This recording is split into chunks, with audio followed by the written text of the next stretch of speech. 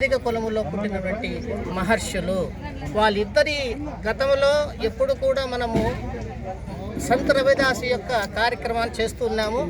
ఈ సంవత్సరము మన ఏపీ ఎంఆర్పిఎస్ ఆధ్వర్యంలో ఆదిజాంబ ధర్మరక్షా సమితి ఆధ్వర్యంలో ఈ రెండు కలిపి పూర్వం నుంచి కూడా మన కులానికి ఒక విశిష్టమైనటువంటి పరిపూర్ణమైనటువంటి మహర్షుల యొక్క కులము మనది అని అని యొక్క భావన సమాజం చేసుకోవడానికి మన ఎంఆర్పిఎస్ నాయకులు ఆది జమ్మవంత నాయకులు కృషి వల్ల ఈరోజు అందరూ కూడా రాయలసీమలో ఉండే ముఖ్యమైన కార్యకర్తలందరూ కూడా ఈ కార్యక్రమంలో వదిలింది.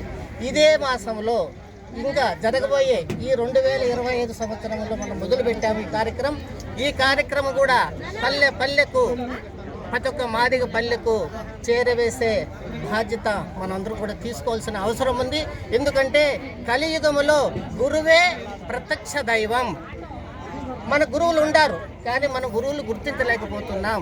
కాబట్టి ఈ రెండు సంస్థల ద్వారా అదేవిధంగా రాబోయే ఈ సంవత్సరంలో మనం అందరం కూడా మాతాంగ మహాపీఠాన్ని ఈ దక్షిణ భారతదేశంలో ఉన్నటువంటి మాదిగల యొక్క అభివృద్ధికి సంస్కృతి యొక్క ఔన్నత్యానికి మనము శృంగేరి యొక్క పరంపరలో 54వ పీఠాధిపతి అయినటువంటి శ్రీ శారదా లక్ష్మీ నరసింహస్వామి యొక్క ఆధ్వర్యంలో ఈ మాతంగ మహాపీఠాన్ని కూడా మనము రేపు 1-2 తేదీల్లో శృంగేరిలో ఆ పీఠం యొక్క ఆవిర్భావం జరుగుతుంది.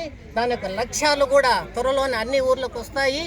ఈ విధంగా ఏదైతే ఆది జాంబవంతుడి యొక్క సంతానమైనటువంటి ఈ మహాపురుషులు ఉండారో వీళ్ళందరికీ కూడా మనము సమాజానికి చాటవలసిన అవసరం ఉంది. వీళ్ళు మాతంగ మహర్షి ఎవరో కాదు. ఈరోజు మనం అందరం కూడా వ్యవసాయదారులుగా ఉండాం. ఈ వ్యవసాయాన్ని చూస్తున్నాం. ఈ వ్యవసాయాన్ని కనిపెట్టిన వాడు ఎవరంటే మాతంగ మహర్షి. ఈరోజు వ్యవసాయదారులందరూ కూడా వారి పథకాన్ని స్మరించుకో అవసరం ఉంది.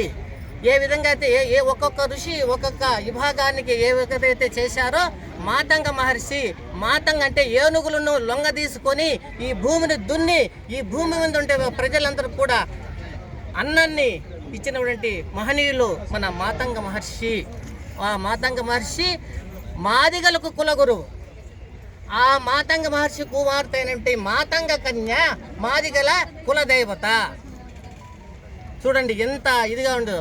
మాతంగి కులదేవత, మాతంగ గురువు, మాతంగ ఆది పురుషుడు అటువంటి ఈ యొక్క ప్రాంగణంలో ఇది అంతలో అతి పవిత్రమైన ప్రాంగణం. ఎందుకంటే స్వామి ఇక్కడే ఉన్నాడు.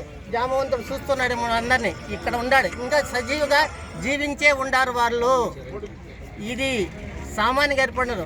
గతంలో అనేక పర్యాయాలు ఈ ప్రాంతమంతా కూడా జాంబవంతుని ఫోటో పెట్టుకొని రథయాత్ర చేసిన సందర్భాలు ఉన్నాయి. అదేవిధంగా జాంబవంతుడు సంతోషించేదంటే పెళ్లి చేశాము. ఎవరికి పెళ్లి చేశాము? శ్రీకృష్ణుడికి జాంబవతి దేవికి పెళ్లి చేశాము. ఈ స్థలంలోనే ఈ ఒంటిమిట్ట ప్రాంతంలో చేశాము. ఎప్పుడైతే ద్వాపరయుగంలో జరిగిన ఆ మహా కళ్యాణాన్ని మనమందరం కూడా యాదవులు తర్వాత మన అందరం కలిసి ఈ యొక్క మహా వివాహాన్ని మొదలుపెట్టాము. ఆ వివాహము తిరుపతి ఆ విధంగా కదిరి అన్ని జిల్లాలలో కూడా వ్యాపించింది. ఇప్పుడు అందరూ కూడా చేయాల్సిన పరిస్థితి ఏర్పడింది. కాబట్టి రాబోయే కాలంలో అందరము కలిసి మన సంస్కృతిని మనం రక్షించుకోవాల్సిన బాధ్యత. ఏ విధంగా అయితే మనం హక్కుల కోసం పోరాడుతున్నామో అదేవిధంగా మన యొక్క సంస్కృతి సంప్రదాయాలు కాపాడుకోవాల్సిన బాధ్యత మనది. ఎన్నో యుగాలు ఉన్నటువంటి మన చరిత్ర మన కళ్ళ ముందరే కనుమరుగు కాకూడదు. మనము దాన్ని రక్షించుకోవాల్సిన అవసరం ఉంది.